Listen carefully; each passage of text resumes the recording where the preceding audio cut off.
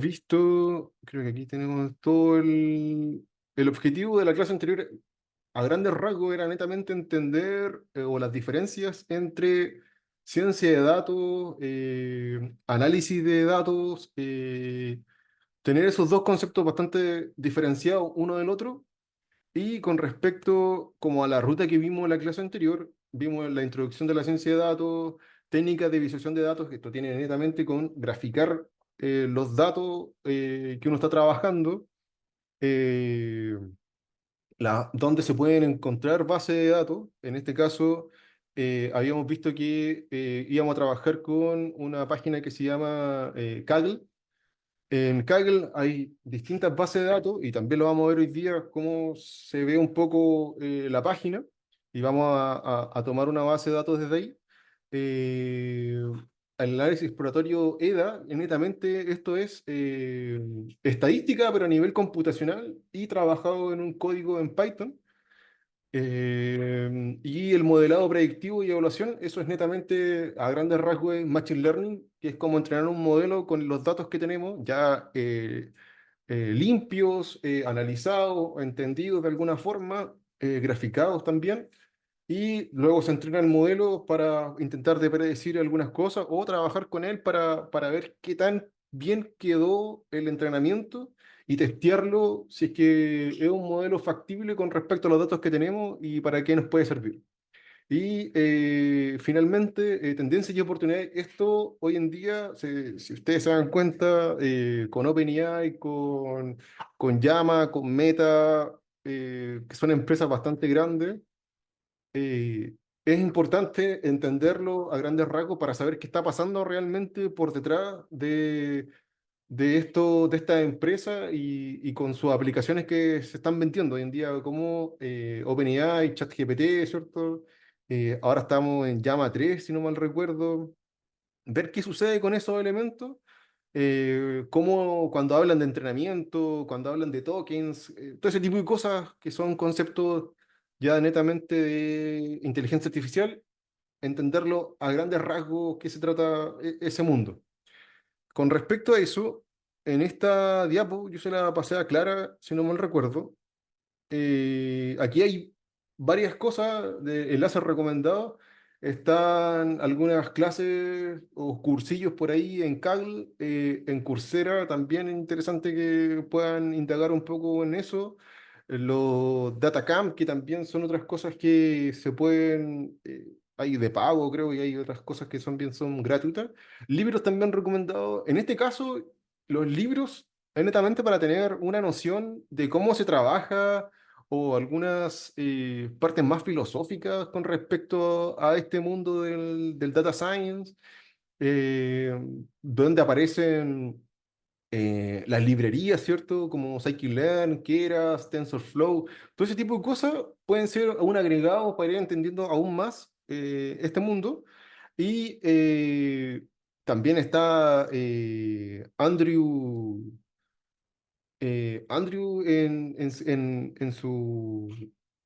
en su página que también está enlazado con Coursera, que también entrega cursos gratuitos de Machine Learning y el modelo LLM, varias cosas más. Y las herramientas del curso en este caso, que vamos a trabajar en Google Colab, que creo que las vimos, también se pueden subir elementos a GitHub y también en ver qué va a pasar con Kaggle, que lo vamos a ver un ratito más. Eso es a grandes rasgos lo que vimos la clase de introducción, que puede de repente puede ser mucho, pero era la primera clase.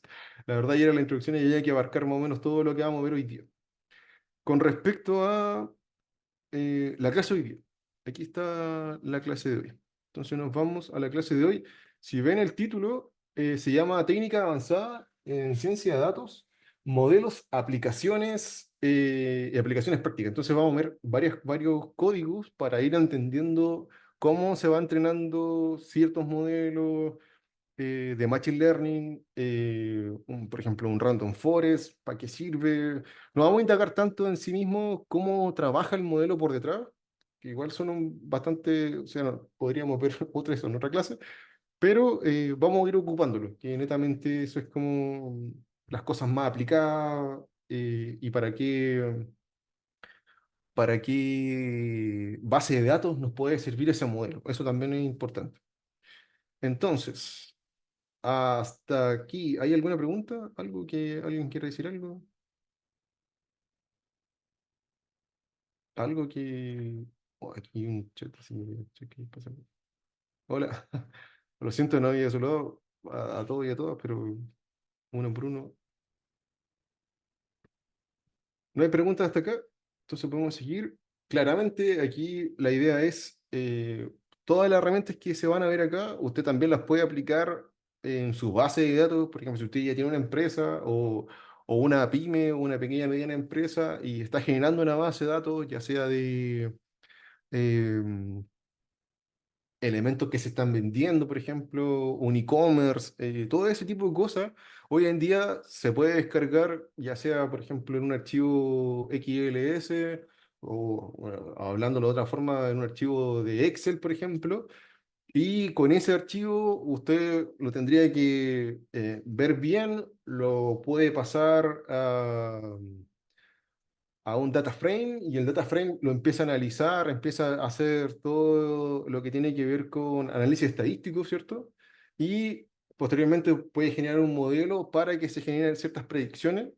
Y también, bueno, hoy en día se puede enlazar también con modelos de LLM, de inteligencia artificial, modales ya un poco más amplios y se pueden generar predicciones a grandes rasgos mucho más interesantes de lo que vamos a hacer acá, la verdad. Es como, esto es como muy sencillo a lo que se hace hoy en día, ya que hay herramientas bastante más potentes y cosas como, por ejemplo, eh, de un catálogo de elementos que a usted lo llamen por teléfono y el quien estén hablando no sea el administrador de la empresa, sino que sea una inteligencia artificial que esté recomendando cierto producto. Entonces, aquí no vamos a ver ese tipo de cosas, pero vamos a ver algunas cosillas más sencillas, pero que tienen que ver con este camino que ha ido avanzando bastante rápido en el último tiempo, ya sea del 2015 en adelante hasta estos días. Hay cosas que han cambiado y evolucionado muy, muy rápido. Entonces, vamos a ver qué sucede. Oh, esto para abajo, para arriba, para el lado, esto para allá. Entonces, tenemos aprendizaje supervisado, aprendizaje no supervisado y aprendizaje por refuerzo. El más conocido, o el que se está ocupando hoy en día, es el punto 3, pero vamos a hablar de los puntos anteriores que tienen que ver con este mundo un poco más primitivo de la inteligencia artificial. Entonces, el supervisado tiene que ver con datos etiquetados o predecir valores y clasificación de resultados. Esto tiene que ver ya más con, por ejemplo, que datos etiquetados quiere decir que yo sé de qué se trata ese dato, ¿de acuerdo? Datos en tabla, por lo general, se pueden ver de esa forma. Eso tiene que ver más con los datos etiquetados, para que tengamos un pequeño ejemplo. Modelos que se pueden ocupar con el aprendizaje supervisado. Random Forest, como dice ahí, un gradiente booster, ¿cierto? O un XGBoost, ¿cierto? Cualquiera de los dos podrían ser. Bueno, y hay otra gama más de modelos que se pueden ocupar. Para el aprendizaje no supervisado, aquí es muy interesante, porque son estructuras de datos sin etiquetar, claramente, porque se llaman, es como la contraparte del supervisado. Pero, por ejemplo, yo en una charla hace muy poquito vi que ocupaban aprendizaje no supervisado para entrenar un modelo que pudiese mejorar resultados físicos de la física, y le enseñaban, o sea, su aprendizaje era con ecuaciones matemáticas, ¿de acuerdo? Entonces, ese tipo de cosas, o con algoritmos que ya estaban predefinidos para su entrenamiento y que fuera trabajando de cierta manera, mejorando procesos de algoritmo para hacer cálculos de simulaciones en el ámbito de la física, por ejemplo. Entonces ahí tenemos un aprendizaje no supervisado. Aquí lo que dice es que algoritmos como el clustering, que es agrupar los datos en distintos grupos, aquí se pueden ver en colorcitos, es mucho, muy interesante. Un PSA, el PSA es una herramienta bastante interesante también, que se ve cómo se pueden relacionar los datos cuando de repente no son tan visibles en otros gráficos, la verdad. Y el PSA es una herramienta que se ocupa bastante poco, pero es muy, muy, muy interesante en la ciencia de datos. En el cambio, en el aprendizaje por refuerzo, usted si ha ocupado, por ejemplo, ChatGPT, en el aprendizaje por refuerzo, usted lo puede ver donde, por ejemplo, usted le escribe algo, está teniendo una conversación, le hace una pregunta, genera una respuesta, el chat, muchas veces le pregunta si está correcto o le aparece un dedito hacia arriba. Entonces, ese feedback que usted le puede entregar al modelo es bastante interesante porque al otro lado, en la empresa, en OpenAI, en la oficina, hay gente que está revisando esos likes o esos que está bien la respuesta y le va a servir al próximo modelo, por ejemplo, al ChatGPT, qué sé yo, 5 por ejemplo, todo lo que hizo bien va a quedar como un background para el modelo siguiente. Entonces, son cosas que se ocupan hoy en día, una herramienta bastante buena y aparte optimizan bastante el modelo, lo llevan a niveles de lo que estamos viendo hoy día en Gemini, con Google, en Llama 3, en Sora, en Flux, que son generadores de video, por ejemplo, en el mismo ChatGPT 4, el ChatGPT 4o, que el Omni. Todo ese tipo de cosas han ido avanzando por estas estrategias de aprendizaje y en el mejor de los casos con el punto 3 que es el aprendizaje por refuerzo. Es un súper buen elemento que se le ha agregado hoy en día a los modelos. ¿Preguntas hasta acá? ¿Algo que quieran agregar a esto o alguna experiencia que han tenido, algo con esto?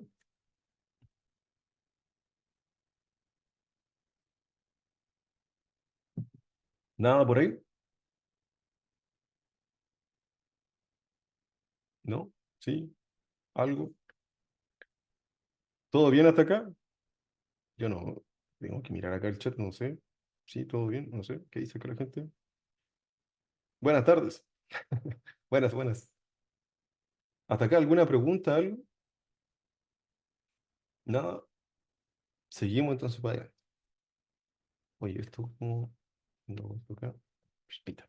Entonces, vamos a ver aprendizaje supervisado avanzado. Esa es una de las cosas, porque tenemos algunos elementos que sí podemos ocupar como random forest. Entonces, explicaciones del random forest, esto es una combinación de árboles de decisión. Esto es igual que un árbol, pero mirado desde, es como girar el árbol, la verdad, y vamos a tener un input que va a estar arriba y luego de esto se van a empezar a generar caminitos hacia abajo, como muestra un poco la figura, pero esto está como al revés, la verdad. Porque por lo general el árbol se mira hacia abajo o también se puede hacer hacia arriba, pero la idea es que vayan apareciendo como... Lo podemos pensar como neuronas, la verdad. ¿Sí? ¿Han visto alguna imagen de una neurona o de cierto lugar de un enramaje neuronal? Pasa lo mismo. O también como un racimo de uvas, esta es la misma idea. La diferencia es que aquí se va a tomar una decisión u otra a partir de una cierta probabilidad, que en este caso se llama peso probabilístico, que eso es como un dato más adentro del modelo. Se generan unos pesos y ese peso me va a entregar qué decisión va a tomar el modelo de acuerdo a lo que a su aprendizaje, ¿de acuerdo? Cosas que suceden mucho cuando se entrenan los modelos y hoy en día, bueno, hace poco apareció una noticia bastante interesante que tiene que ver con lo que les voy a contar, que es el overfitting. El overfitting que se traduce como el sobreajuste del modelo. El overfitting eh, sucede cuando yo empiezo a mover parámetros y el modelo aparece, por ejemplo, con... eh, una cura así o una precisión de el 100%. Entonces yo digo, wow, mi modelo está súper, aprendió todo, está súper bien, es súper robusto y la verdad es que si yo grafico, me doy cuenta que el modelo se sobreajustó y ese sobreajuste puede generar alucinaciones en los modelos y puede generar en este caso, falsedades o falacias o mentiras. Por ejemplo, como de repente le ha sucedido, si ustedes trabajaron con el modelo, por ejemplo, ChatGPT 3.5 Turbo, uno le preguntaba algo y de repente empezaba a inventar información que no existía o que no existe todavía, o crear respuestas que no pasaban, y eso mucha gente en las redes sociales las fue poniendo a la palestra o denunciándola de que los modelos alucinaban mediante ciertas preguntas o generaban cosas. Eso pasaba porque el modelo estaba sobreajustado y el overfitting genera ese tipo de cosas, esas alucinaciones. Entonces aquí a los modelos siempre les puede suceder eso. En este caso al Random Forest le pasa eso. El gradiente boosting también es bastante interesante. Aquí la idea es intentar de corregir lo que le pasaba al otro modelo, y va a intentar de generar un proceso de regresión, ¿cierto? O un entendimiento de los datos un poquito. Ningún modelo es mejor que otro, solamente que de acuerdo a la cantidad de datos que tenga y a lo que yo quiera, a lo que esté buscando que se intente de predecir. Eso es la clave.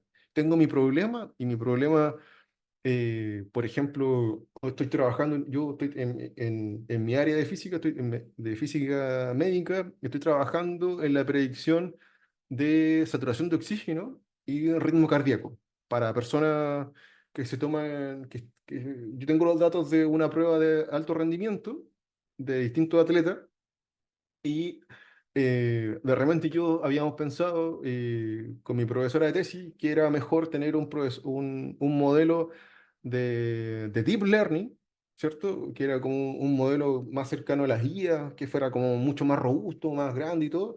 Pero en la literatura nos dimos cuenta mediante una investigación que no era necesario tener un modelo tan robusto, ya que los datos se acercan más a datos que son lineales. Entonces, un modelo que trabaje con datos lineales de mejor forma es un modelo que se acerca más a la predicción y tiene menos error. Por ejemplo, en la literatura ocupaba mucho gradiente boosting, y era un modelo que tenía una cura así bastante alto. Entonces, no era necesario, nosotros habíamos pensado a priori que era mejor tener un modelo de deep learning o trabajar con ChatGPT, no sé, algo así súper loco. Y al final era mucho más básico lo que teníamos que hacer, la verdad. Creo que ahí hay gente que habló algo. Y aplicaciones con respecto a esto, como habíamos hablado, yo le estaba comentando, en mi caso, yo estoy trabajando en la predicción de saturación de oxígeno y ritmo cardíaco para ver situaciones con los smartwatch o con otros dispositivos que también son interesantes, como el electrocardiograma, que lo podemos ver en los hospitales cuando las personas están hospitalizadas, ¿cierto? Y es la maquinita que va viendo el que suena tit, tit, ese dispositivo, que sea mucho más, no óptimo, pero que esté entregando la información que tiene que estar entregando, ¿de acuerdo? Eso es como una de las cosas interesantes que ando trabajando últimamente. Y también podemos ver la predicción de enfermedades, obviamente, si tenemos eh, varios datos biológicamente internos, ¿cierto? Nuestros, podemos ver qué puede estar sucediendo, si es que hay alguna enfermedad, si es que hay en riesgo de, qué sé yo, de un paro cardíaco, etcétera, o de diabetes, que eso todavía está muy lejos de que exista algo así, pero en algún momento yo creo que vamos a poder llegar a ese tipo de cosas. Eh, y también podemos detectar, qué sé yo, aquí como dice, algún fraude monetario, ¿cierto? Ese tipo de cosas se pueden lograr hacer. Solamente que falta más gente que le ponga mano a la obra a esto y que trabaje. Eh, Aquí habla de conjunto de datos complejos y no lineales. Bueno, en la realidad todos los datos son complejos y no lineales. No existen datos tan lineales. En nuestra vida real son más datos complejos y no lineales. ¿Qué quiere decir esto? Que cuando tratamos datos no lineales, ¿qué quiere decir? Que no hay una correlación lineal. Por ejemplo, no es que yo porque le he hecho más a, por ejemplo, una cuestión así súper sencilla es, no porque, qué sé yo, yo le eche agua a una planta, la planta necesariamente va a crecer, por ejemplo. Eso es un dato más complejo, porque no sucede eso. No porque yo le eche agua todos los días, la planta va a crecer infinitamente hasta el cielo. No, no pasa eso. La planta realmente tiene un proceso y si yo le echo mucha agua durante muchos días, la planta hasta se puede morir, siendo que el agua es una de las cosas elementales para la vida de la planta, pero no necesariamente es así, ya ve por la misma planta. Entonces son cosas más complejas que de lo que uno podría llegar a pensar. ¿Hasta acá hay alguna pregunta? ¿Algo que quieran comentar? ¿Algo? ¿Nada todavía?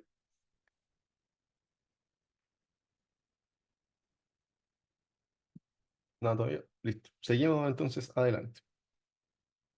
Acá hay el primer ejemplo. Así que vamos al primer ejemplo. Esto es código.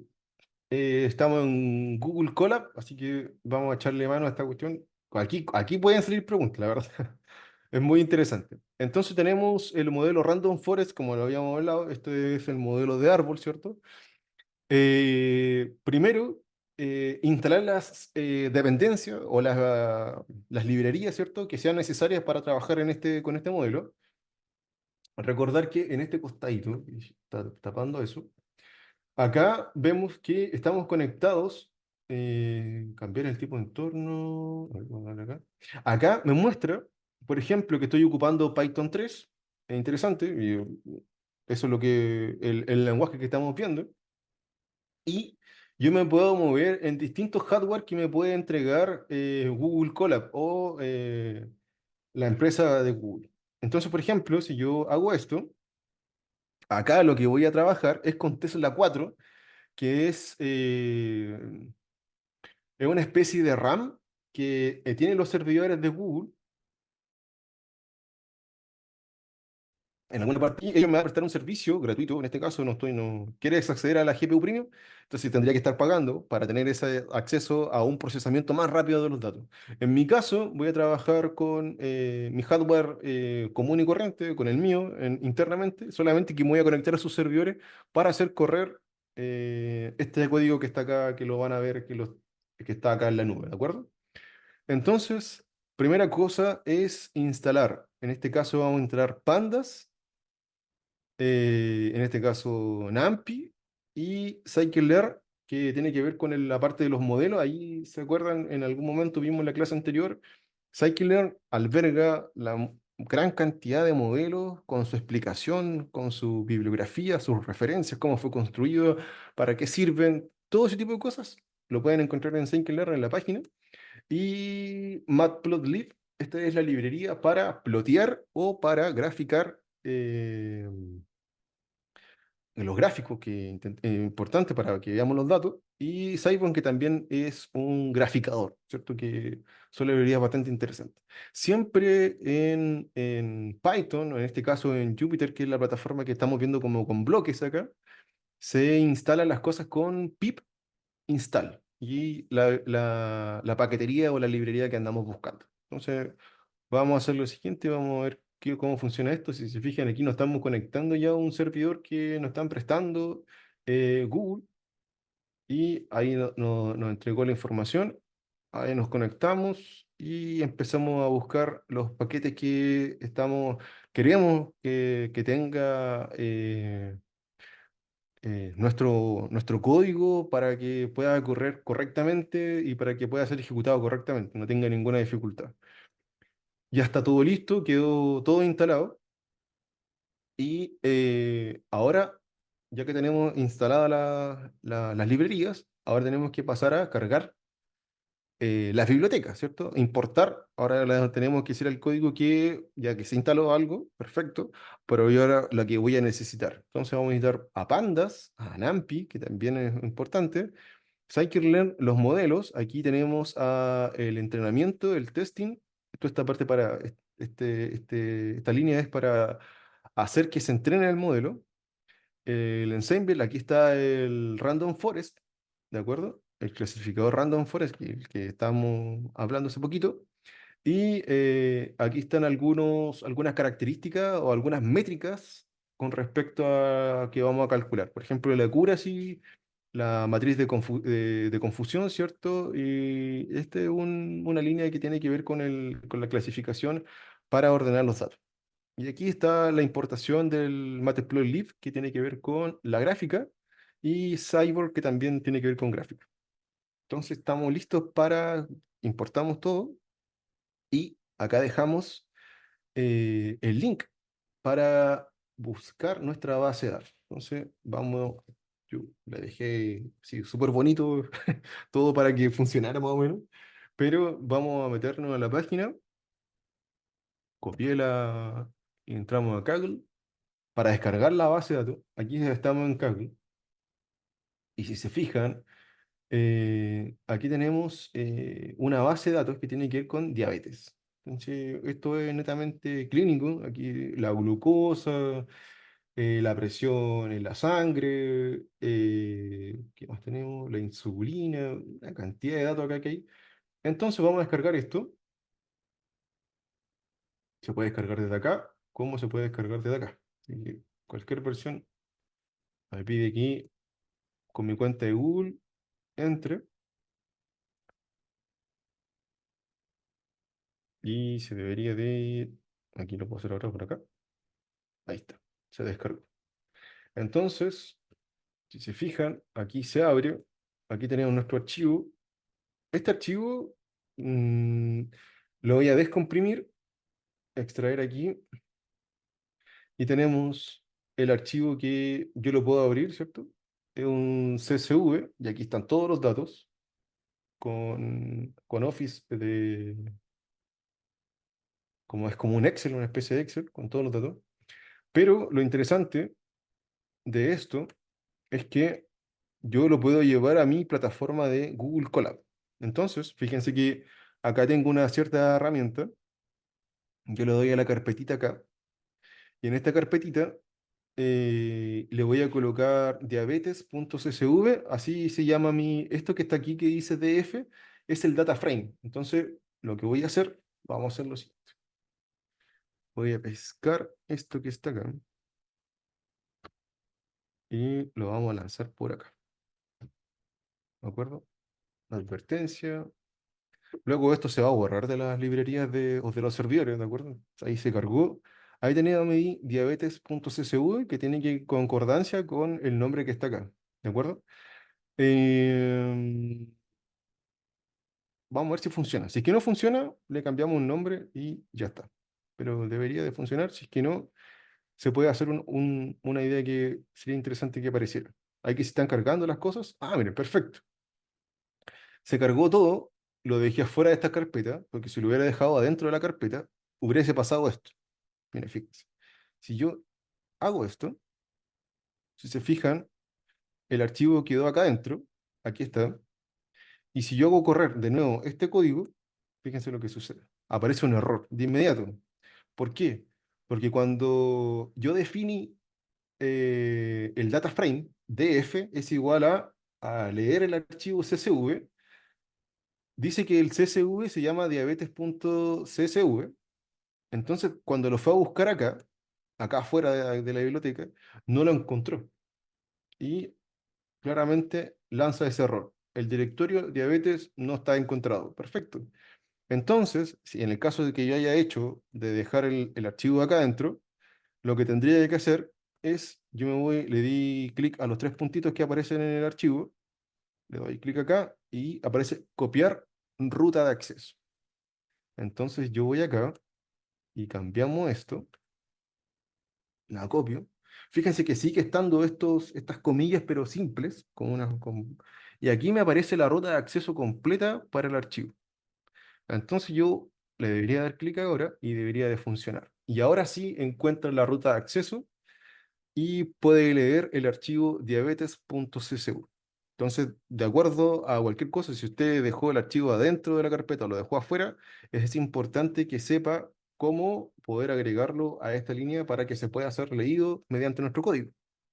Cuando se lee, luego de leer, en esta línea se está leyendo el data frame, pues le pusimos DF. Ahora estamos mostrando algunas cosas de el dataset en este caso, ¿cierto? Y para colocar, para hacer una lectura rápida, le colocamos df.head y nos entrega, aquí algo pasó acá, muchas gracias. Todo muy claro, perfecto. Vamos, sigamos adelante entonces, vamos para allá. Entonces acá nos entrega algunas columnas ordenadísimas. Si se fijan que cuando yo abrí el archivo CSV se veía una cuestión súper rara, pero acá aquí lo ordena bastante bien. De algunas columnas, nos muestra algunas columnas. Acá tenemos la edad de los pacientes, que habíamos visto la glucosa, ¿cierto? La presión de la sangre, distintos elementos que realmente podríamos seguir indagando, pero ya por lo menos sabemos que el archivo quedó bien cargado, de cierta manera, o se está leyendo bien. Entonces ahora lo que vamos a hacer es realizar algunos pasos básicos de procesamiento de datos. Esto necesariamente o siempre se tiene que hacer porque hay datos que de repente en una tabla quedaron casillas en blanco. Entonces, si usted la deja, la casilla en blanco, no hace nada o no le dice nada al código, van a aparecer unos errores notables y va a perjudicar el entrenamiento de estos datos. Entonces, en esto lo que vamos a hacer es intentar de ir limpiando los datos, ir sacándole archivos nulos, ¿cierto? Y para eso vamos a sacar le vamos a hacer un drop y ir limpiando de cierta manera con esta línea. También vamos a hacer una división entre los datos. Para la columna outcome, vamos a hacer esa división y luego, si se fijan, aquí luego de hacer la división de los datos, viene el entrenamiento y la prueba.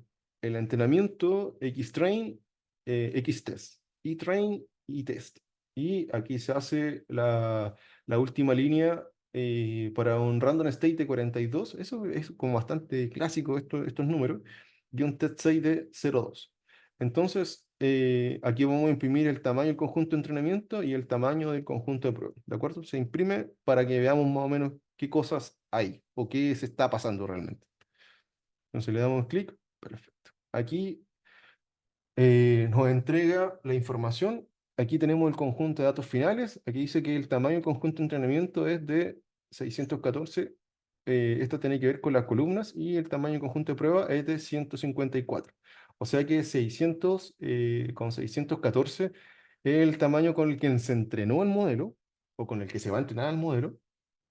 Y con 144 va a ser el tamaño de prueba. Siempre tengo que ir testeando el modelo, con eso no se le entrega completamente todos los datos, sino que se le entrega un porcentaje de datos, ¿de acuerdo? Eso es muy interesante porque la idea es que sea un modelo predictivo, no que no esté diciendo las mismas cosas sino que tenga cierta manera de también generar algo, ¿de acuerdo? Algo extra. Entonces, ahora viene el entrenamiento al modelo y el random forest, que es el que habíamos hablado. Entonces aquí se genera la nueva función, model, o claramente por el modelo, y el random forest se llama, de la paquetería de scikit-learn, se llama con una estimación de 100 y un random state de 42, y se hace el punto fit con el xtrain y el etrain, ¿cierto? Em, Después vamos a ver, vamos a intentar aquí se está haciendo el cálculo de qué tan preciso es el modelo, y para eso se ocupa el e-test y el e-pred, y vamos a ver, vamos a imprimir el accuracy, ¿de acuerdo? Para ver qué número nos da, con el entrenamiento que le hicimos con los datos que tenemos, y el clasificación report, vamos a ver qué sucede con aquí. Entonces le vamos a dar clic. Entonces, si se fijan, tenemos un 0,72 de accuracy o de precisión. Es bastante, está dentro de la norma más o menos buena, habría sido un 20%. Esto es, se podría, si multiplicamos por 100, por el 100%, esto nos daría un 72%. O sea que quiere decir que el modelo tiene una precisión de un 72%. No es tan malo, pero podría mejorarse. Y el clasificador report aquí nos dice, es como todo lo que fue sucediendo. El F-score también es una métrica bastante interesante y que se puede llevar a una mejora, ¿de acuerdo? Eh, Aquí están.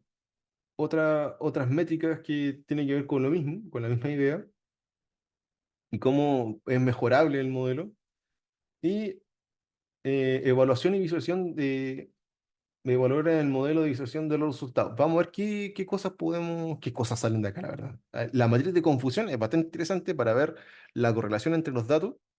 Aquí vamos a ver la predictibilidad actual y qué cosas otras más puedan aparecer. La importancia de las características. Vamos a ver algunas columnas y veamos qué sucede. Yo ni recuerdo cuándo hice esta cuestión, así que echémosle una mira. Aquí tenemos la matriz de confusión y aparecen algunas cosas. Aquí aparece, mira, fíjense, las features importantes, que son como las características importantes o relevantes, en la glucosa, la da, ¿cierto? No me acuerdo qué significa BMI, pero lo podemos buscar en Scikit-learn, que va a estar acá arriba. La insulina, hay cosas que son más importantes unas que otras.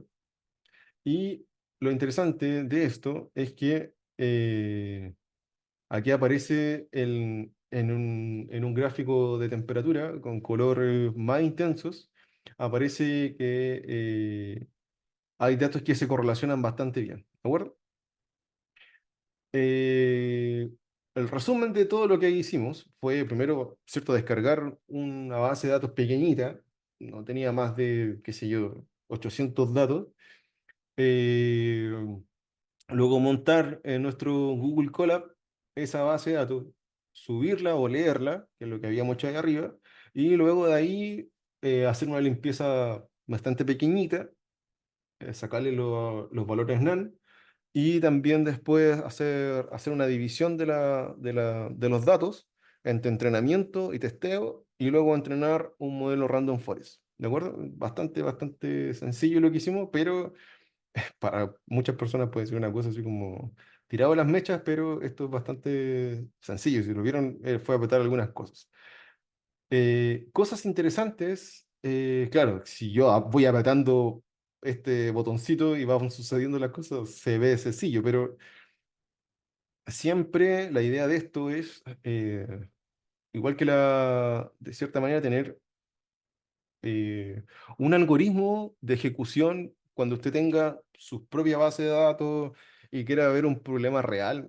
Si bien es un problema real con datos, ¿cierto? Con una base de datos, pero cuando usted quiere trabajar un problema que usted tiene, ¿cierto? Si tiene, qué sé yo, está haciendo su tesis y quiere analizar una base de datos gigante, si está trabajando en una empresa y quiere analizar los datos de la empresa, todo ese tipo de cosas, siempre hay unas reglas que son interesantes mantenerlas, que es siempre instalar la paquetería, ¿cierto? Las librerías, importarlas, que ahí está, leer cómo es la base de datos, subirla a la plataforma a la que vamos a trabajar, mirarla con el punto head, mirar de qué se trata más o menos a grandes rasgos, o que si se subió bien eh, nuestra base de datos, hacer una limpieza, por ejemplo, hacer una limpieza con datos faltantes, y que faltan datos, eliminarlos, ¿cierto? Y luego, y aquí estamos en un punto más avanzado de lo que habíamos visto en la clase anterior, que es netamente hacer la división de los datos entre XY con XTest y test y Xtrain y train, ¿de acuerdo? Pero esto netamente para que pueda ser entrenado el modelo, ¿de acuerdo? De una manera bastante. Pero esto se hace siempre. Este tipo de cosas, aquí vamos a cambiar después el modelo nomás y va a pasar algo muy parecido a esto. Siempre ver cómo testear el accuracy, la precisión, bastante interesante también, siempre tenerlo en cuenta de cómo quedó el modelo o si quedó, no sé, sobreajustado o el overfitting, ese tipo de cosas importantes. Esto se puede mejorar con un fine tuning, que también eso es lo que me faltaba hablar hace un poquito atrás. El fine tuning ahora también, de hecho, es un refinamiento del modelo, mejorar algunas cosas del modelo, haciéndole un cambio de parámetro, se puede hacer ese tipo de cosas. Hoy en día, usted, si que tiene la suscripción de pago de ChatGPT, también puede fine tunear a su modelo y entregarle, hay unos pasos que está entregando, hace poquito se abrió eso, hay unos pasos para poder hacerlo y el modelo, usted le entrega cierta información y se puede hacer un entrenamiento para que quede más personalizado, como los agentes GPT que usted puede entrenar también. En este caso sería como el modelo general, puede quedar un poquito más personalizado con sus datos también. Y se hace un fine tuning de cierta manera. Em, ¿Alguna pregunta hasta acá? ¿Algo que quieran comentar? ¿Nada todavía? Espero que se haya entendido esta cuestión, porque de verdad que de repente se ve sencillo, porque yo estoy apretando un botón porque ya estaba listo todo, pero ir escribiendo esto igual puede ser un poco más engorroso, pero también existe la ayuda de la inteligencia artificial, que creo que las palabras claves son, yo tengo que saber qué hacer para poder, si tengo algún asistente, por ejemplo, de inteligencia artificial que me pueda ayudar con el código, si no sé hacer código, pero saber qué cosas tengo que pedirle a la inteligencia artificial para que genere el código, ¿de acuerdo? Eso es importante igual. Entonces hay cosas que si voy a trabajar con una base de datos de tal forma y quiero graficar, que aparezca o que yo tenga en claro que tenga que aparecer el Matplotlib para poder graficar, el Cyborg para que aparezca la matriz de confusión también, todo ese tipo de cosas. O cómo leer un archivo CSV dentro de mi plataforma también es importante. Entonces, podemos seguir adelante con la presentación, que estábamos por acá, parece. Aquí. Hasta aquí, preguntas, cosas que se le hayan ocurrido, algo que quiera comentar, algo, ¿no? Seguimos para adelante entonces. Aprendizaje no supervisados avanzados. Aquí tenemos el clustering, que es esta parte de dividir los datos, agruparlos. También existe un algoritmo que se llama los key mains o los K promedio, que es un proceso jerárquico, también es otra herramienta bastante interesante. Esto sirve para saber si es que hay datos de toda la cantidad de datos que podemos tener, hay datos que se pueden agrupar de cierta manera y que pueden ser relevantes para nuestro estudio. El PSA, como le había comentado, es hacer una disminución de las dimensiones de los datos, del espacio de dimensiones de los datos, y se puede ver una relación. Cuando los puntitos se van, vamos a ver puros puntitos, la verdad, se hace una superposición de puntos, quiere decir que por ahí hay una relación interesante que se puede seguir estudiando. ¿De acuerdo? Eso sirve más o menos el PSA, pero bastante interesante.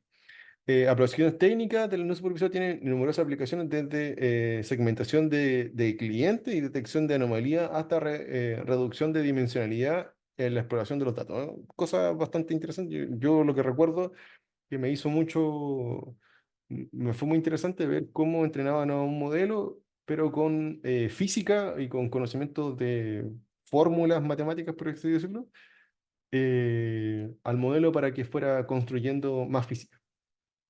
Aquí tenemos alguien que comentó algo.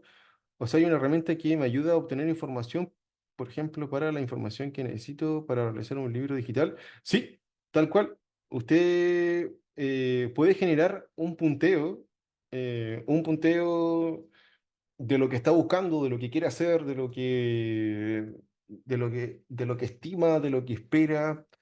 Y se puede ir construyendo de cierta manera, si lo estamos hablando desde el punto de vista con inteligencia artificial o con modelos generativos de texto, que puede ser como Gemini, ChatGPT, Llama 3, todo ese tipo de modelos, que son modelos de texto generativo, o sea que podemos movernos mediante texto, imágenes y también voz, de cierta manera, todavía no aparece la voz, pero ya va a aparecer en algún momento. Sí, se puede hacer un libro digital. De hecho, de los libros que están apareciendo hoy en día, muchos se están haciendo con inteligencia artificial, con ayuda de ellos, ¿no? Ya la gente ya no está tan escribiendo todo para hacer un libro. Tenemos otro ejemplo interesante. No me acuerdo que habían tantos ejemplos acá, pero hay otro ejemplo. Aquí están los clustering. Aquí tenemos un problema de e-commerce, ¿de acuerdo? De comercio digital. La misma idea, vamos a instalar las paqueterías Panda, NumPy, Scikit-learn y Matplotlib y Cyborg para poder graficar. Así que hacemos lo mismo, la misma cosilla, los mismos pasos. La idea es que siempre se generen pasos similares, pero con algunos extras que usted va a ir viendo mediante su propio proceso de aprendizaje y sus propias problemáticas. Eso es muy clave. Esto siempre son pinceladas de lo que puede suceder, pero por último, tener un camino más o menos entendido a no saber nada y quedar ahí como que no sé cómo hacerlo, por lo menos que alguien le diga por aquí es la cosa, puede ser más sencillo. Entonces voy a hacer lo mismo, aquí le dejamos el link para descargarlo, hago exactamente igual la misma cosa, ahora obviamente nos vamos a ir a otra parte, a otro de Michael Kishinov, perdón. Esto lo subió hace 4 años. Este es un historial de eventos de e-commerce de cosméticos, por si no lo entiendo mal. Y acá tenemos distintos productos, las ventas, una cantidad de cuestiones que hay acá, de cosas, qué se vendió, qué no se ha vendido. Bastante interesante. Aquí tenemos uy, una cantidad de datos, así que vamos a ver qué sucede. Vamos a descargar, voy a mirar aquí cómo lo dejé, el de 2019, diciembre del 2019. Es el que nos va a interesar. Entonces, descargo esto. Queremos que se cargue rápido. Creo que tenía que haber hecho esto nomás. Sí, creo que tenía que haber hecho esto. Oh, ya, esperemos un poquito. Aquí a un minuto. Ya, me queda tanto. Entonces, se descarga esto. Y aquí vamos a ver muchos datos. Por si alguien tiene alguna pregunta, la puede hacer ahora mientras estamos ahí descargando el archivo. Y vamos a hacer, fíjense que vamos a hacer los mismos pasos. Vamos a llamar a las librerías, vamos a leer el archivo que, en cuestión, que va a ser 2019, o sea, 2019, diciembre, ¿cierto? Vamos a hacer lo mismo, el print.head para ver las columnas y luego vamos a hacer, vamos a filtrar los eventos. Aquí vamos a mover un poco el data frame, ¿cierto? O el dataset. Seleccionamos las características relevantes para el clustering. Aquí lo que vamos a intentar de hacer es tomar ciertas columnas y ver cómo se van a intentar de correlacionar esas ciertas columnas, ¿de acuerdo? Ahí estábamos hablando de columnas. La columna evento en el tiempo y num positions. Entonces vamos a intentar hacer eso y escalar características. Vamos a ver qué cosas se pueden eh, ver con respecto a eso. Y acá hacemos el data frame, vamos a intentar de agrupar los precios y los números de los productos, ¿de acuerdo? Entonces vamos a intentar hacer ese tipo de cuestiones medio raras, pero a la vez pueden servir para alguien que ya tenga su e-commerce o esté trabajando en alguna empresa, ¿cierto? Y pueda hacer este tipo de cosas. Y luego de eso, ya estamos listos, se descargó esto. Entonces vamos al archivo en cuestión. Aquí, ahora ha quedado bien esto. Lo extraemos. Está descargando todo el churro de cosas que habían adentro. Si se fijan, hay varios archivos, no es solamente uno. Yo voy a analizar solamente este, el que hice diciembre, ¿de acuerdo? No, no vamos a poner a analizar todo, pero se podría hacer también. Entonces, hacemos exactamente lo mismo. Lo voy a dejar acá afuera esta vez, para que veamos la diferencia entre una y la otra. Dejamos ahí. Advertencia, esto se va a eliminar en algún momento, no se preocupe. Creo que se está subiendo esto. Ya aparecerá, que es un poquito pesado el archivo. Lo dejé acá afuera, supongo. Lo dejé acá adentro. No sé cuándo quedó. Mm, Ya aparecerá en algún momento. Ahí se está cargando. Falta poquito. Era mucha información. Pero podemos seguir leyendo el código un poquito más abajo. Entonces, ahí está. Ahí volvió. El método de codo para encontrar el número óptimo de clusters. Aquí está interesante porque el cluster es dividir o mirar columnas, pero ver cómo estos se pueden agrupar de cierta manera. Entonces, la idea es saber en qué cantidad es el número óptimo o el número óptimo de grupos que se pueden realizar. Y también se puede hacer mediante este código o esta línea de código que están acá. Entonces, hay mucha ayuda, la verdad. Mucha ayuda con el algoritmo K promedios. Entonces, hay cosas que son bastante interesantes que se pueden ir haciendo, la verdad. ¿Esto está cargando? Así sigue cargando. Lo tenemos acá, pero vamos a ver si lo podemos leer. O le falta lectura a esto. Ahí está.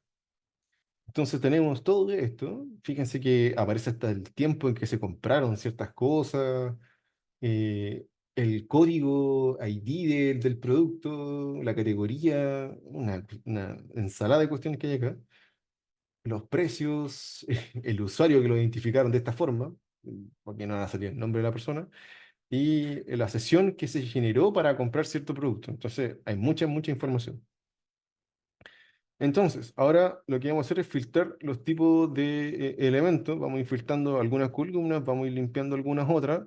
Datos de escalado nos aparece de esta forma. Ya se limpiaron de cierta manera. Aquí nombramos que xcal nos nombra 5. Bueno, podemos también cambiar este numerito, por ejemplo, y si queremos que sean 6 van a salir más. Sí, no es tan difícil esta parte. Y, o sea, si queremos que salgan más columnas, más columnas. Por otro lado, ya tenemos el escalamiento, los gastos totales y el número de compras. Ya tenemos esta parte que está acá, bastante interesante. User price y agregamos el número de compras para usuario. Si se fijan, esto es muy interesante porque yo lo podría haber hecho a mano en Excel, pero acá con una cierta cantidad, ciertas líneas de código, lo hace casi de inmediato. Entonces, después dice, encontremos un número óptimo de clúster utilizando el método de codo. Vamos a ver qué sucede con esto. Aquí lo trabajó. Fíjense, aparece un gráfico. Aquí aparece el gráfico porque ocupamos el plot, que en este caso sería de Matplotlib de la biblioteca, para hacer esto. Y nos entrega más o menos, por eso que hicimos el xscal para escalar los archivos y ver cuál es la mejor opción que tenemos. Y acá vemos que donde se empieza, acá donde empieza a ver como un quiebre entre los datos, debería ser el número más óptimo, posiblemente, porque igual podemos ocupar cualquiera de estos números, no hay ningún problema, pero aquí donde ya se empieza a ver que esta línea se empieza a acercar hacia el eje X y en este punto de inflexión, o en el punto más de inflexión que se ve, que vendría siendo el 4. Entonces, vamos a ocupar o el 4 o el 3. Ahí en este caso creo que yo ocupé el 3. Aquí dice el número el optimal case es 3. O igual puedo ocupar el 4, no hay ningún problema. Pero vamos a ocupar el 3, porque ya está listo el 3. Y vemos qué sucede. Aquí se agruparon los datitos, predicción del clúster, agregamos la información del clúster en el data frame original y aparecemos en los datos con cluster y le hacemos un grouped head para agregar los datos. Y vemos que se agregaron y están un poco más ordenados. Fíjense que ocupamos el user ID, los precios, el número de compras y el closer, que tiene que ver con lo que estábamos haciendo justamente ahora.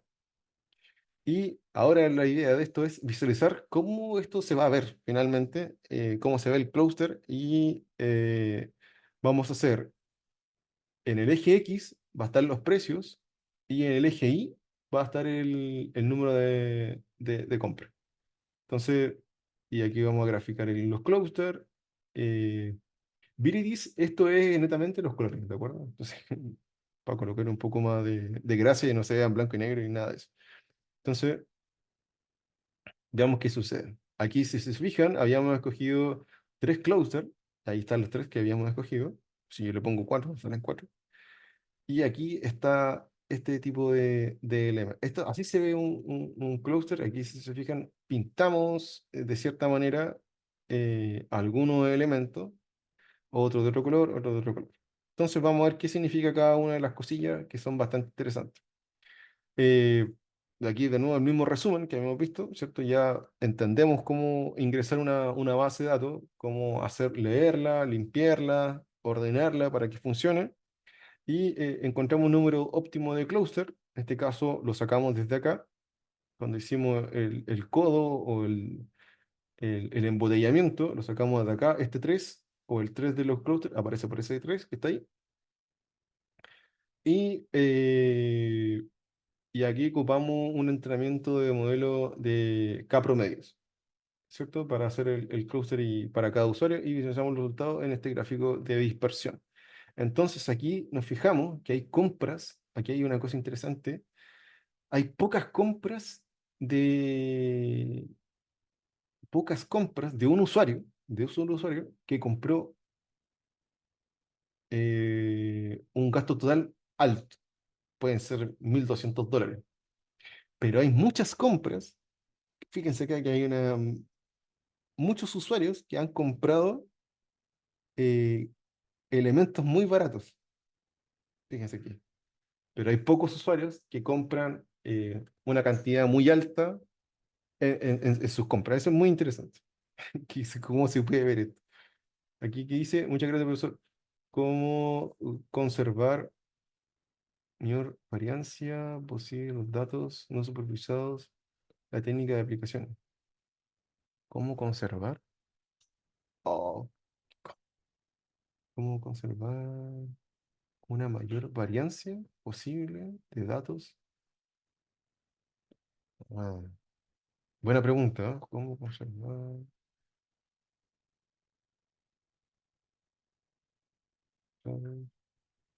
excelente información sobre los datos? Ah, sí, aquí, por ejemplo, estamos viendo todos los datos, pero ¿cómo conservar la varianza de los datos? Bueno, la verdad es que si los datos, cosas que me he dado cuenta es que los datos son los datos que hay nomás. No, no hay que intentar de maquillar nada, la verdad. Eso es una de las cosas como protocolos que me he dado cuenta que son bastante interesantes.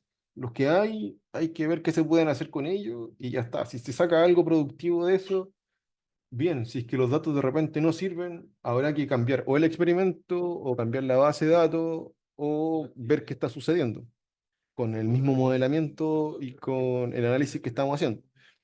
Pero la conservación de los datos o esta conservación que sea variable también va de acuerdo a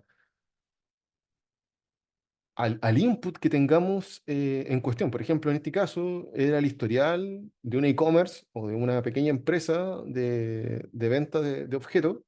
Entonces, y no solamente, y se trabajó todo en todo un mes. Y estas son toda la cantidad de personas que tenían en un mes, que hizo la compra en un mes. Entonces, eh, eso hace la variación, ¿no? No, no, conservarla va a ir de acuerdo al lugar que estemos en estudio, ¿no? Eso creo que va por ahí más o menos lo que se me viene a la cabeza con la respuesta. ¿Preguntas, dudas, consultas con respecto a esta idea? ¿Alguna pregunta? Si no, seguimos para adelante. Vamos a ver si es que no hay pregunta todavía. Entonces, creo que estamos ya casi en el final de esto.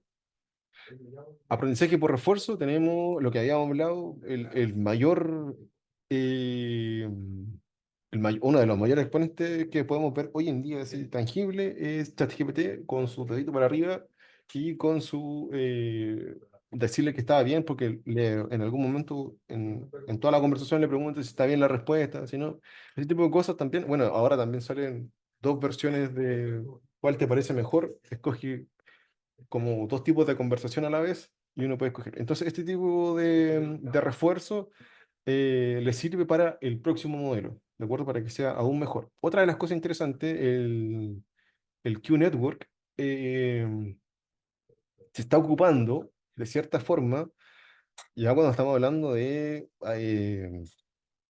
robots en sí mismo, de robótica, hoy en día, bueno, antes, por ejemplo, qué sé yo, en el año 2020, por ejemplo, los robots tenían que aprender mediante ciertos algoritmos que generaba un programador y esos algoritmos se iban refinando mediante la práctica del ingeniero que iba moviendo, por ejemplo, tomar algo, un objeto, se movía, se parametrizaba, no, por ejemplo, esto, qué sé yo, ¿cierto? Tengo esto, vengo una mano robótica y no la agarra.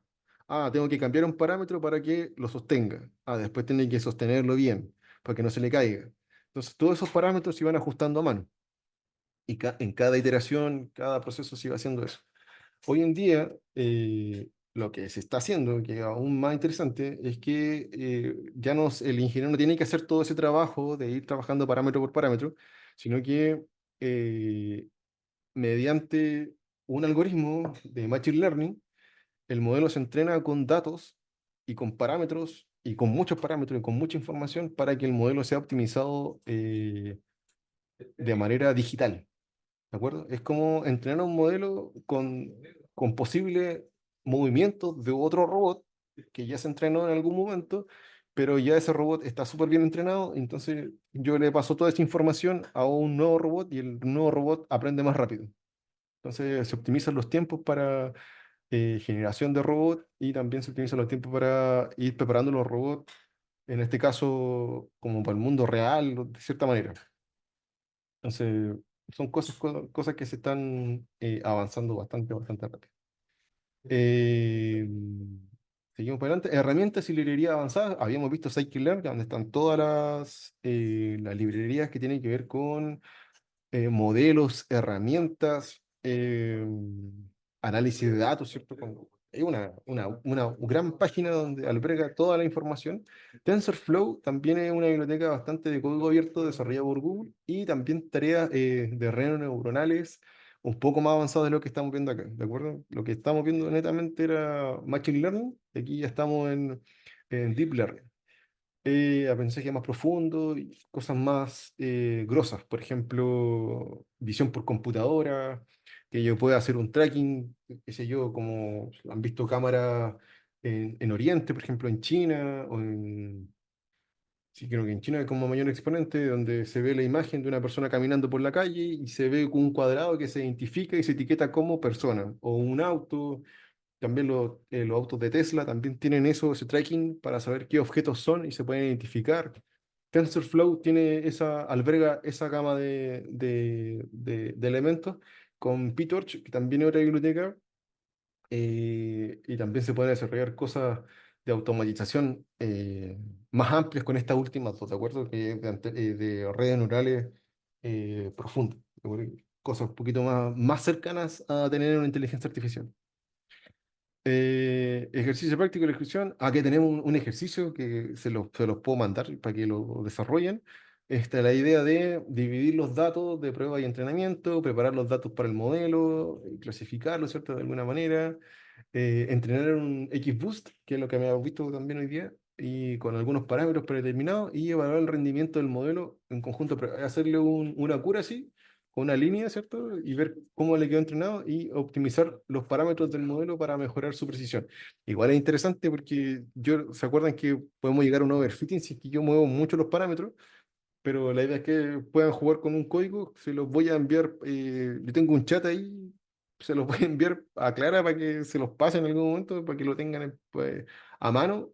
Si no, está acá, creo que está acá. A ver. Igual les voy a enviar esta presentación para que van ahí jugar. Creo que está esto, ejemplo de implementación de. Aquí está. Aquí no está nada, aquí lo tienen que hacer ustedes, pues, ir corriendo algunas cosas, ir trabajando algo de lo que está acá. Pero creo que se le agrega como la parte de la optimización, ¿de acuerdo? Que igual está interesante, hay otras métricas, está el R cuadrado, el MSR, el MSE, perdón, que es bastante interesante, y otra métrica para ver si el modelo está bien dentro de los parámetros. Hay cosas que pueden ver en este ejemplo que están bastante buenas. Y creo que ya estamos casi listos, si es que no mal recuerdo. Claro. Enlaces y materiales recomendados. Tenemos Kaggle, échale una mano a eso, mírenlo, miren esa página, bastante buena. Recién vimos dos bases de datos que sacamos desde ahí. Coursera también es otra cosa que pueden indagar. hay varios cursos que también, eh, buenas gracias, Dina. Hay varias cosas que se pueden sacar de ahí. La idea es que también, oh, lo siento, la idea es que también sigan aprendiendo de diferentes lados. El DataCamp, ¿cierto? Que lo habíamos nombrado al principio de la presentación, que puede ser algo ahí en medio interesante, que se puedan inscribir o ver si que hay un DataCamp que sea gratuito y todo ese tipo de cosas. Y aquí está, hay un link para un canal de YouTube que creé en algún momento, por si quieren ver de qué se tratan las probabilidades, la estadística, todo ese tipo de cosas, distribución, análisis de datos a nivel matemático, más que, bueno, matemático físico, pero no tanto como código, sino que, oye, ¿cómo, por qué saca la probabilidad? ¿Cómo se puede analizar unos datos con Excel? Todo ese tipo de cosas como más...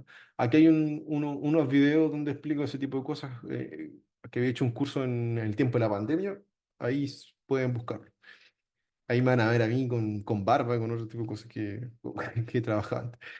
Libros recomendados, está el de Wes Kinney, ¿cierto? Python para análisis de datos, análisis de información. Data Science, Scratch de Joel Cruz, bastante bueno igual. Y bueno, aquí está el de Hanon Machine Learning, con toda la paquetería de Eurolin Geron. Esos son cosas interesantes. Estos van a tener que googlear, no los tengo. No sé, creo que no se los puedo pasar así como pirateados, pero los pueden googlear y por lo menos están los nombres.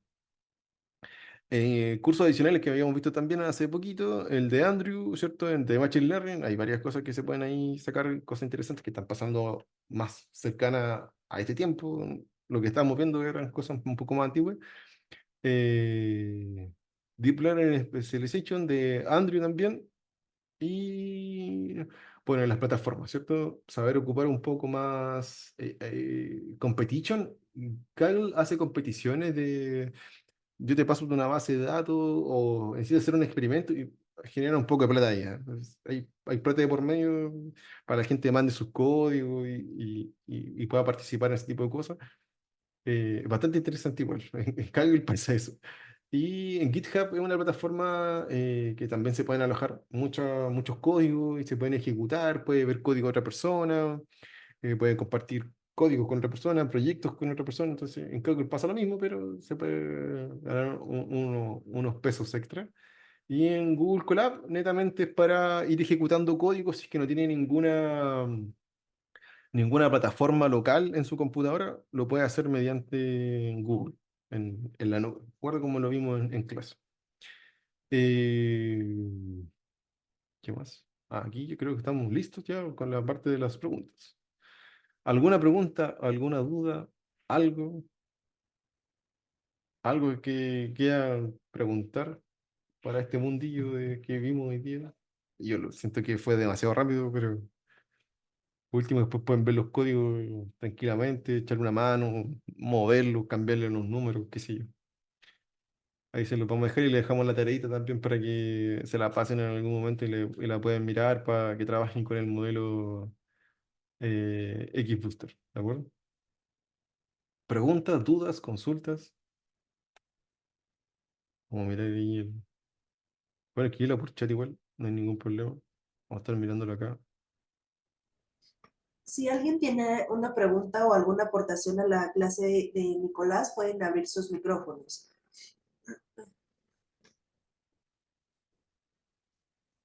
¿Alguna? Ah, bueno, acá mismo tipo acá por mucho.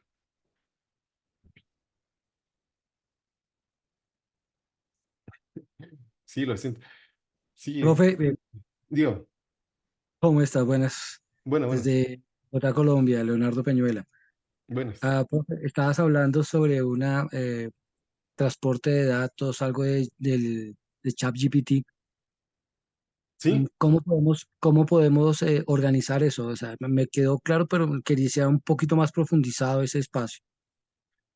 miren, siempre no hay mejor, no hay mejor cosa que se pueda hacer.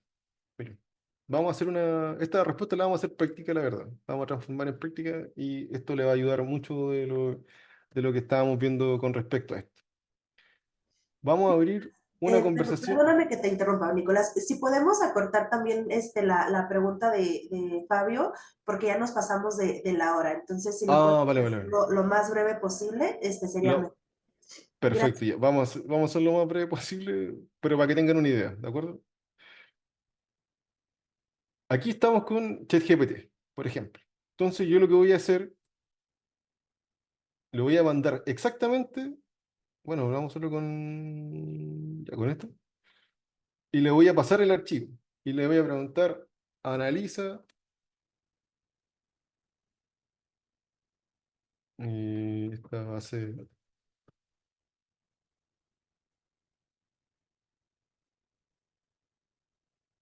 Ah, pues está subiendo. Sí. Vamos a hacer con la que era más livianita, que era la otra, la de la diabetes.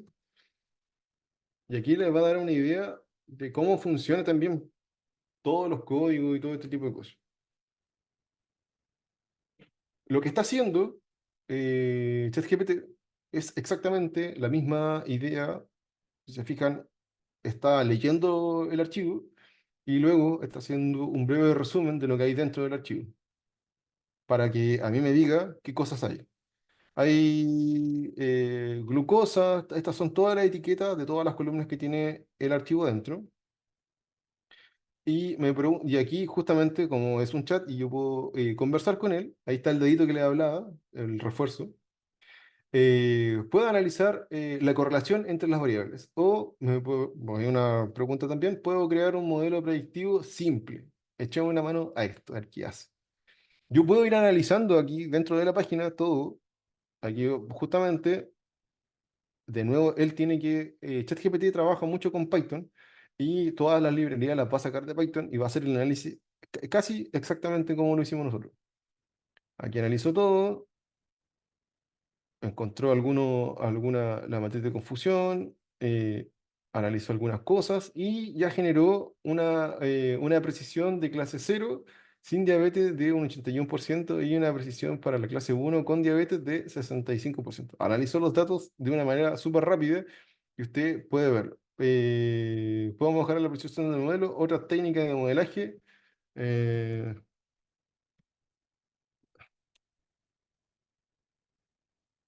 Aquí no sé si puede generar algunas gráficas interesantes.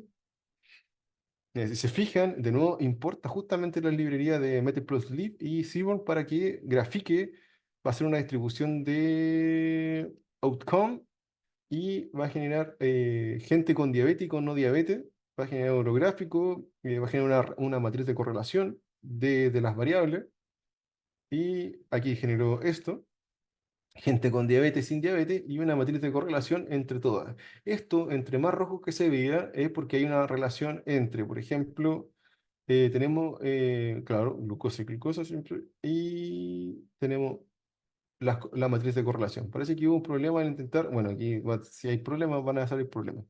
Pero se puede ir analizando los archivos y usted puede ir viendo el código mientras lo que se está trabajando y obviamente puedo copiar y me voy a Colab y lo puedo ir siguiendo el código y así también puedo ir viendo cómo se hacen, cómo se escribe, para qué sirve tal código. Se volvió a equivocar, no siempre perfecto, pero yo puedo ir corrigiendo este código. La idea es siempre ir sabiendo lo que está haciendo para ir entregándole datos y ayuda para que mejore su código y por otro lado también puedo ir trabajando sabiendo lo que necesito con respecto, necesito saber qué pasa con esta columna y esta columna, necesito ver qué puedo hacer con esta información y con esta no. Todo ese tipo de cosas se pueden ir haciendo y por otro lado puedo ir generando mi propio código, lo puedo ir pegando en mi Colab y lo puedo ir estructurando de una manera más ordenada de lo que está entregando la conversación en sí mismo. No sé si era la respuesta, pero por último me agarré un poco para que tengan una noción de que la inteligencia artificial ayuda mucho en este sentido y si usted no sabe programar, lo puede ayudar la inteligencia artificial para hacer programas y para ir analizando datos de una manera más sencilla, pero usted tiene que tener, es un asistente, es una herramienta que mejora su proceso de entendimiento de algunas cosas, pero también tiene que estar ahí, tiene que saber lo que está haciendo. Esa es una de las cosas importantes. ¿Sí? No sé si se respondió lo que estaba bien preguntado, pero lo interesante era mostrarle Sí, también esta perfecto. parte. Profe, Muchas gracias. muchísimas gracias. Ya más claro. Bacán. Eso. ¿Alguna otra pregunta? Si es que no, creo que ya estábamos en la hora, pero si alguien tiene otra pregunta, otra cosa, Bueno, con esto ya damos por finalizada lo que es la clase. perfecto. No sé si quieras decir algo ya para despedirnos. Y